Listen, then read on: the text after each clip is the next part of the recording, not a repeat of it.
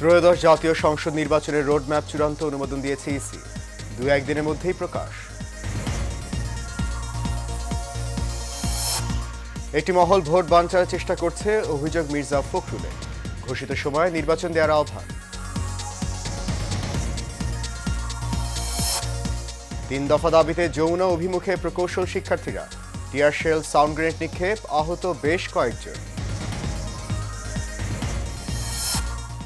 এবং তত্ত্বাবধায়ক সরকার ব্যবস্থা বাতিলের রায়ের বিরুদ্ধে আপিলের অনুমতি। শুনানি 21 অক্টোবর।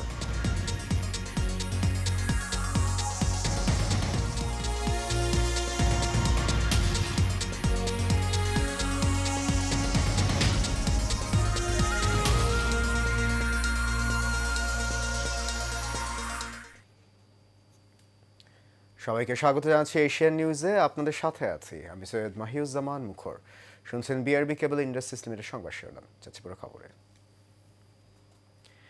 ত্রয়োদশ জাতীয় সংসদ নির্বাচনের রোডম্যাপের খসড়ার অনুমোদন দিয়েছে নির্বাচন কমিশন। আজ এর অনুমোদন দেওয়া হয়। শিগগিরই এটি প্রকাশ করা হবে বলে জানা গেছে। বিষয়টি নিশ্চিত করে নির্বাচন কমিশনার আব্দুর রহমান মাসুদ গণমাধ্যমকে জানিয়েছেন, কমিশন রোডম্যাপ অনুমোদন দিয়েছে। 2-1 দিনের মধ্যেই এটি প্রকাশ করা হবে। এদিকে আসন্ন নির্বাচন ঘিরে সংসদীয় আসনের সীমানা পুনর্নির্ধারণে বুধবার নির্বাচন কমিশনে শেষ দিনের শুনানি হয়েছে। এদিন সকাল 10টার দিকে নির্বাচন ভবনের অডিটোরিয়ামে এই শুনানি শুরু হয়।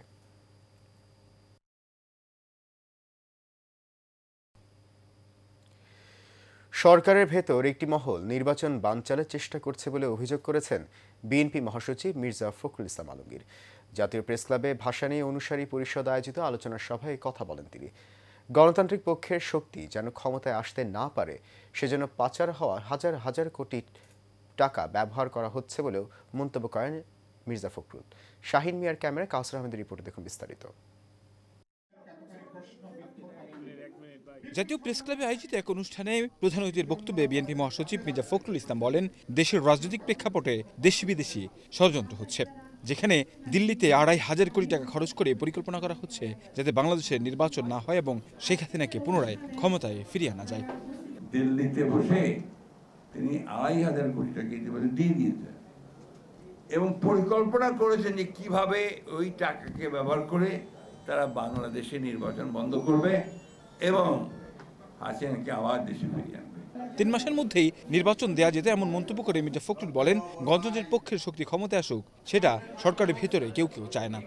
সরকারের ভেতরে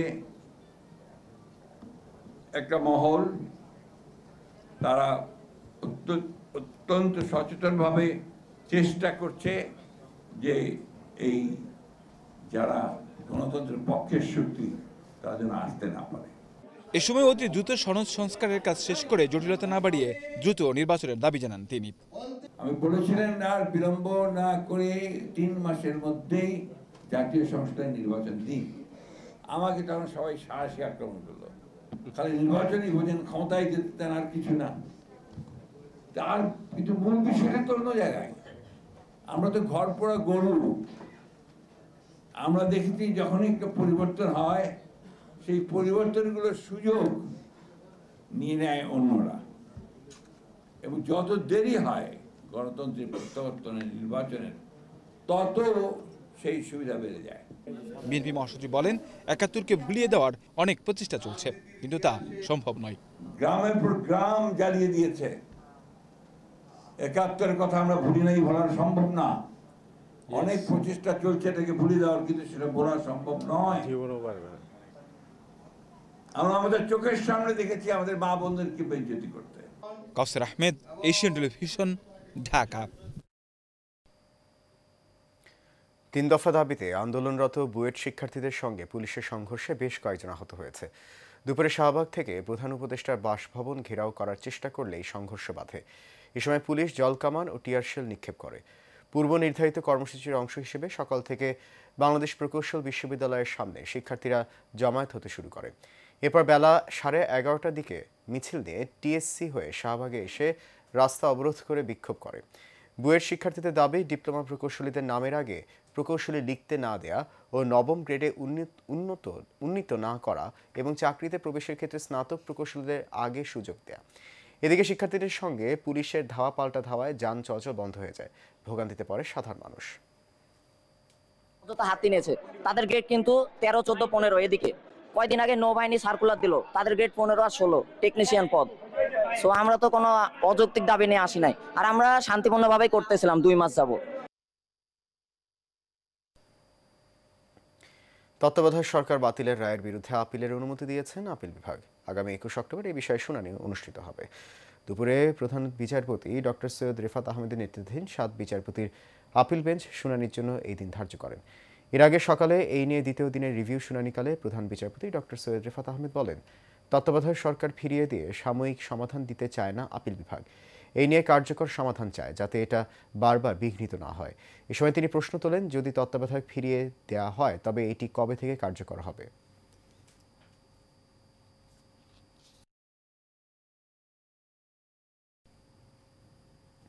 রংপুরের বেগম রোকেয়া বিশ্ববিদ্যালয়ের শিক্ষার্থী আবু সাইদ হত্যার ঘটনায় দায়ের করা মানবতা বিরোধী অপরাধের মামলায় সূচনা বক্তব্য শেষ হয়েছে।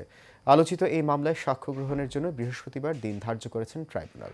দুপুরে আন্তর্জাতিক অপরাধ ট্রাইব্যুনাল 2 এর চেয়ারম্যান বিচারপতি নজরুল ইসলাম চৌধুরী নেতৃত্বাধীন 3 বিচারকের প্যানেল সাক্ষ্য গ্রহণের জন্য এই দিন ধার্য করেন।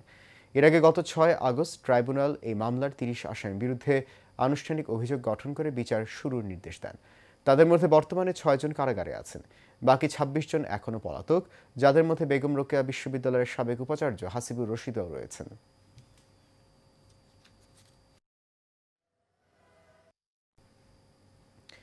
ঢাকা বিশ্ববিদ্যালয় কেন্দ্রীয় ছাত্র সংসদ ডাকসু নির্বাচন ঘিরে জমে উঠেছে ক্যাম্পাস। সকাল থেকে বিচ্ছিন্নভাবে কয়েকজন পদপ্রার্থী নির্বাচনী প্রচারণা চালাচ্ছেন। প্রতিদিন সকাল 10টা থেকে রাত 11টা এবং ছাত্রী হলে রাত 10টা পর্যন্ত প্রচারণা চালাতে পারছেন পদপ্রার্থীরা। ক্যাম্পাসের মধুর ক্যান্টিন অপরাজয় বাংলার সামনে উপস্থিত ছাত্রছাত্রীদের মাঝে বিতরণ করছেন লিফলেট। প্রার্থীরা দিচ্ছেন শিক্ষার্থীদের নানা সুযোগ সুবিধা প্রদানের অঙ্গীকার। মঙ্গলবার থেকে নির্বাচনের আনুষ্ঠানিক প্রচারণা শুরু হয়েছে, তবে প্রচারণা চালানোর ক্ষেত্রে কড়াকড়ি আচরণবিধি মানার কথা বলা হয়েছে। এদিকে নির্বাচন কমিশন জানিয়েছে, প্রচারণায় মুক্তিযুদ্ধ এবং মুক্তিযোদ্ধাদের প্রতি অসম্মান প্রদর্শন গুরুতর অসদাচরণ হিসেবে গণ্য হবে। ভোটের দিন সেনা সদস্য সহ আইনশৃঙ্খলা বাহিনীর 3 স্তরের নিরাপত্তা থাকবে ক্যাম্পাসে।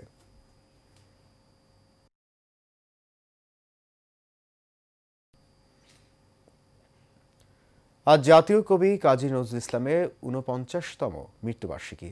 বিদ্রোহী কবি হিসেবে খ্যাত নজরুল ছিলেন বাংলা সাহিত্যের অসাম্প্রদায়িক চেতনার প্রতীক। সকালে ঢাকা বিশ্ববিদ্যালয় এলাকায় অবস্থিত জাতীয় কবির কবরে তার স্মৃতির প্রতি শ্রদ্ধা জানাতে আসেন ঢাকা বিশ্ববিদ্যালয় প্রশাসন।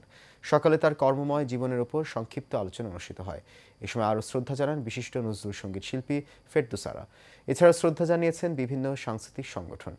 দীর্ঘ রোগ ভোগের পর ঢাকায় 1976 সালের এই দিনেই শেষ নিঃশ্বাস ত্যাগ করেন কবি নজরুল ইসলাম। রাষ্ট্রীয় মর্যাদায় তাকে সমাহিত করা হয় ঢাকা বিশ্ববিদ্যালয় কেন্দ্রীয় মসজিদের পাশে। নজরুল সবসময় শোষিতের পক্ষে, যুগে যুগে নতুন প্রজন্মের মাঝে জ্বালিয়ে রেখেছেন বিদ্রোহের স্ফুলিঙ্গ। তাই তো 24-এর গণ অভ্যুত্থানে নজরুল যেন নতুন রূপে ফিরে এলেন বিপ্লবে, বিদ্রোহে।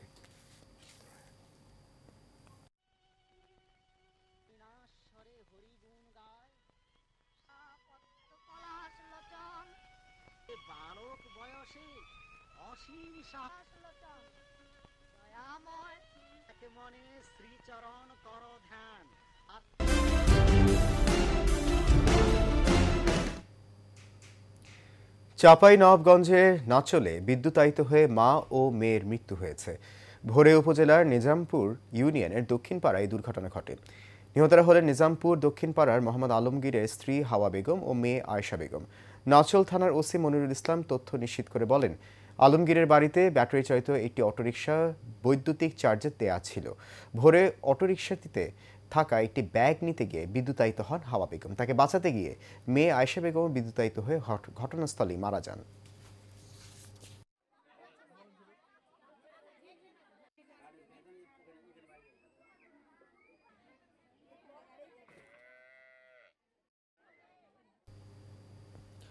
যশোরের বেনাপোল কাস্টমস হাউসে শৃঙ্খলা ভঙ্গের অভিযোগে এক সিপাহীকে সাময়িক বরখাস্ত এবং 2 সহকারী রাজস্ব কর্মকর্তাকে কারণ দর্শানোর নোটিশ দেওয়া হয়েছে। কাস্টমস হাউসের কমিশনার খালিদ মোহাম্মদ আবু হোসেন স্বাক্ষরিত এক আদেশে সিদ্ধান্ত নেওয়া হয়। বরখাস্তকৃত সিপাহী হলেন রায়হান আহমেদ, শোকজপ্রাপ্ত 2 রাজস্ব কর্মকর্তা হলেন সহকারী রাজস্ব কর্মকর্তা FM ফয়সাল, সহকারী রাজস্ব কর্মকর্তা খায়রুজ্জামান। এর আগে 21 আগস্ট কাস্টমস বিজিবির যৌথ এক্সিট পোস্টে কর্তব্যরত অবস্থায় সিপাহী রায়হান একটি গাড়ির নম্বর পরিবর্তন করে লিপিবদ্ধ করেন। পরে তদন্তে অভিযোগ প্রমাণিত হলে কর্তৃপক্ষ তাকে সাময়িক বরখাস্ত করে এবং সংশ্লিষ্ট 2 সহকারী রাজস্ব কর্মকর্তাকে শোকজ নোটিশ প্রদান করা হয়।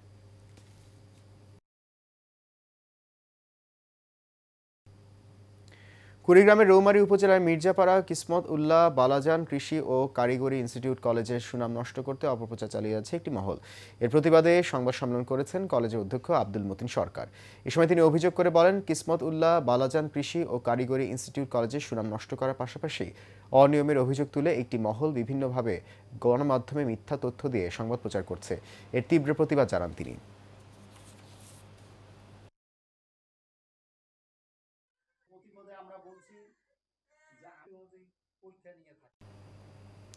ঢাকার ধামরাইয়ে পরকীয়ার সম্পর্কের জেরে ফজলুল হক নামের এক রাজমিস্ত্রিকে হত্যার ঘটনায় 4 জনকে গ্রেপ্তার করেছে পুলিশ।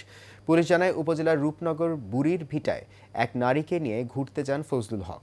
এ সময় ওই নারীর স্বামী আকাশ ও তার সহযোগীরা তাদের ওপর হামলা চালায়।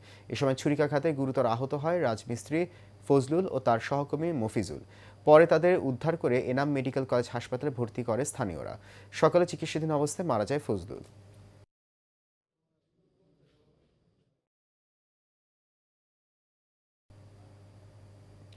সাভারের আশুলিয়ায় শিশুকে ধর্ষণের অভিযোগে একজনকে আটক করেছে পুলিশ। মঙ্গলবার রাতে আশুলিয়ার বগাবাড়ি বাজারের একটি বাড়ি থেকে তাকে আটক করা হয়। আটককৃত আব্দুস সামাদ আশুলিয়ার ওই বাড়িতে ভাড়া থাকতেন। স্থানীয়রা জানায়, গত রবিবার সন্ধ্যায় ভুক্তভোগী শিশুসহ আরও 2 থেকে 3 জন শিশু ওই বৃদ্ধের বাসায় যায়। কিছুক্ষণ পর বাকি শিশুরা চলে আসলেও ভুক্তভোগী শিশু ওই বৃদ্ধের বাসায় কিছু সময় থাকে। পরে অভিযুক্ত বৃদ্ধ ঘটনাস্থল থেকে কৌশলে পালিয়ে যায়। বিষয়টি জানাজানি হলে স্থানীয়রা সামাদকে আটক করে পুলিশকে খবর দেয়।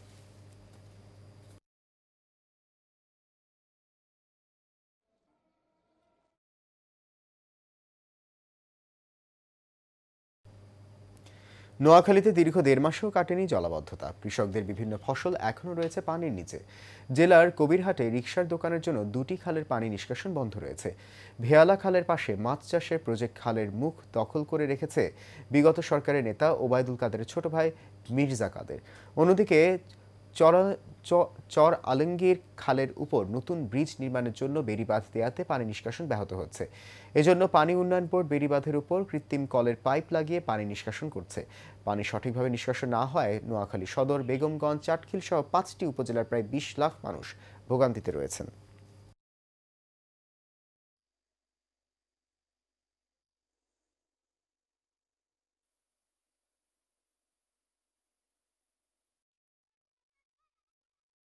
আমাদের এদিকে পানি হওয়ার কারণে আমরা স্কুলে যেতে আমাদের সমস্যা হয়। কোনো রকমের পানি সরিবার জায়গা নাই। এটা কোনো চেয়ারম্যান মেম্বার এটা কালপেটিং ভাঙে না, রাস্তা ক্লিয়ার করে না। খালের ভিতরে দোকানপাট করে রেখেছে, বিভিন্ন গাছপালা হইতে সব কিছু হোল্টা হাল্টে জামিলা করে সব এখন আর খাল বদ্ধ হয়ে গেছে, পানি আটকে গেছে। এই কারণে রোড গাড়া পানি উঠে গেছে, কোনো গাড়ি ঘোড়া চালাইতে পারি না। পানটা যদি কাটি দেয় তাহলে মনে করেন আগে সেদিকে সবগুলা মানুষের জন্য সফলতা হয়ে যায়, কোনো সমস্যা নেই। এখন মানুষ সব পানি তোলে। আমাদের যে বামনি রেগুলেটর 19 মিনিট রেগুলেটর করা হচ্ছে, সেই বামনি রেগুলেটর চালুকরণ, বামনি ক্লোজার নির্মাণ সহ জালিয়ার খালে একটা রেগুলেটর নির্মাণ এর জন্য একটা ডিপিপি জমা দেওয়া হচ্ছে। সেই ডিপিপিটি অনুমোদনের জন্য প্ল্যানিং কমিশনে বর্তমানে রয়েছে।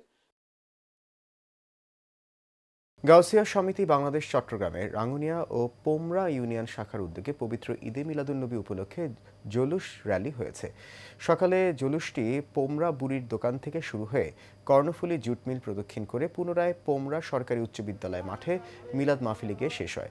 জুলুসে নেতৃত্ব দেন ফটিকছড়ি সৈয়দবাড়ি দরবার শরীফের পীরে তরিকত আল্লামা সৈয়দ মুসিউদ্দৌলা।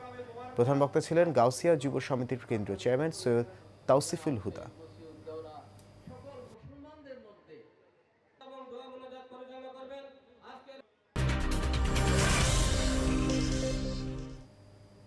জানাবো খেলার খবর। 2 দিন বিরতি দিয়ে সাফ অনূর্ধ্ব 17 নারী চ্যাম্পিয়নশিপে আবারও নেপালের বিপক্ষে মাঠে নামছে বাংলাদেশ। ভুটানের চাংলি মিথাং স্টেডিয়ামে খেলাটি মাঠে গড়াবে বিকেল ৩টায়। এর আগে রোববার দুই দলের প্রথম দেখায় নেপালকে ৩-০ গোলে হারিয়েছে বাংলাদেশ। শিরোপা রেসে টিকে থাকতে ফিরতি ম্যাচেও জয়ের বিকল্প নেই লাল সবুজের প্রতিনিধিদের সামনে। আগের ম্যাচে ভুল ত্রুটি শুধরে নিজেদের সেরাটা দেওয়ার প্রত্যয় পুরো দলের, সেই লক্ষ্যে নিজেদের ঝালিয়ে নিয়েছে অর্পিতা ইয়ারজানরা। এদিকে ভুটানের সাথে প্রথম ম্যাচে জয়ের পর দ্বিতীয় ম্যাচে ভারতের কাছে হেরে যায় বাংলাদেশি কিশোরীরা। তাই ফিরতি লেগের ৩ ম্যাচে জয় তুলে শিরোপা নিজেদের করে নেওয়ার আশা সহকারী কোচ আবুল হোসেনের।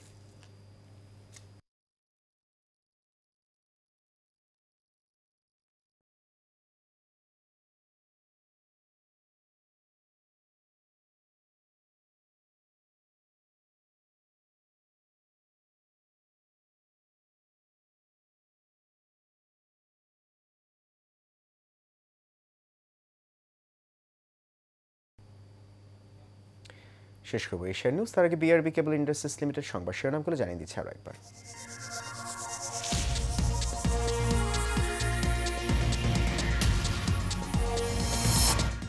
ত্রয়োদশ জাতীয় সংসদ নির্বাচনের রোডম্যাপ চূড়ান্ত অনুমোদন দিয়েছে ইসি, 2-1 দিনের মধ্যেই প্রকাশ।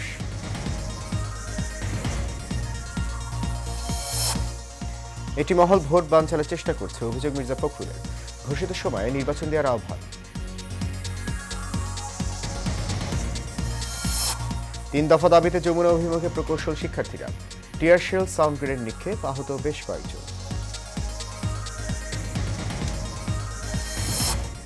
এবং তত্ত্বাবধায়ক সরকার ব্যবস্থা বাতিলের রায়ের বিরুদ্ধে আপিলের অনুমতি, শুনানি 21 অক্টোবর।